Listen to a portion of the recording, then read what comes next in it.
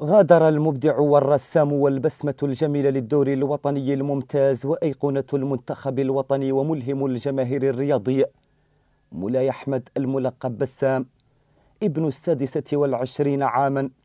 والذي أعطى نكهة للدور وجعل من عميد أندية العاصمة الأقصر مقصدا ووجهة لكل الجماهير الرياضية في الآونة الأخيرة. اليوم بسام في صفوف نادي شبيبة القبائل الجزائري، ليعقد أهل الجزائر العزم من جديد على أن تحيا الجزائر بهذا الوافد الجديد، ويتلون دورها الوطني بلون ابن شنقيط بعد أن ذاع صيت سلفه سيد أحمد والتقدي في السنوات الماضية وخطف الأضواء هناك وسحب البساط من تحت أقدام كل اللاعبين المحليين والمحترفين، وأعلنتها الجزائر جهارا: ابن بلاد شنقيط هو أفضل لاعب في الدوري الجزائري وبدون منازع. بسام لم يكن يتوقع يوما أن يكون لاعبا محترفا، بل كان يفضل أيامه الدراسية،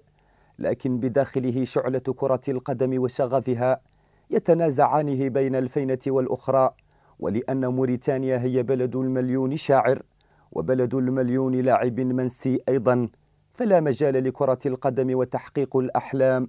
يستدعي منك مغادرة الديار، كما حدث مع الكثير من المواهب الموريتانية التي غادرت هذا الوطن تحت وطأة الحاجة وحب كرة القدم، في نفس الوقت والبقية ما زالت تبحث عن منفذ